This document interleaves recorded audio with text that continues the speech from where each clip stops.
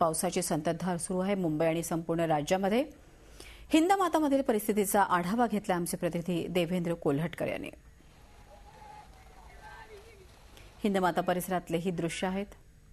कालपासून मुंबईमध्ये सुरू असलेल्या मुसळधार पावसाचा जोर अद्यापही कायम आहे। आज सकाळपासूनच पावसाचा जोर वाढलेला आहे। यावेळी आम्ही मध्य मुंबईतील हिंदमाता परिसरात आहोत। तिथे रस्ता संपूर्ण कशा पद्धतीने जलमय झालेला आहे हे आपल्याला पाहायला मिळेल। पाऊस देखील मोठ्या प्रमाणात वाढलेला आहे। आपण जर बघितलं तर अनेक वाहनं जी आहेत या रस्त्यावरती बंद पडलेली आपल्याला पाहायला मिळतात आहे। वाहन चालकांना या सगळ्या साचलेल्या पाण्याचा फटका बसतोय। असं असलं तरी दुसरीकडे शाळकरी मुलं जी आहेत ते या सगळ्याचा आनंद घेताना पाहायला मिळतात आहे। साठलेलं पाणी पाहता आसपासच्या ज्या शाळा आहेत त्या बंद करण्यात आलेल्या आहेत।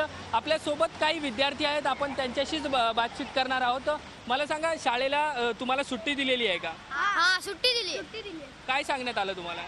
की सांगितलं की आज सुट्टी भरपूर भरले म्हणून आज सुट्टी देण्यात आली आणि आमचे कारण की मुलं पण नव्हती जास्त आली म्हणून सुट्ट्या दिल्या जातात।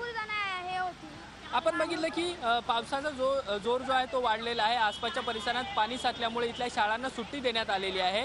असं असलं तरी हा पावसाचा जोर असाच कायम राहिला तर मुंबईकरांना या सगळ्याचा सामना करावा लागू शकतो।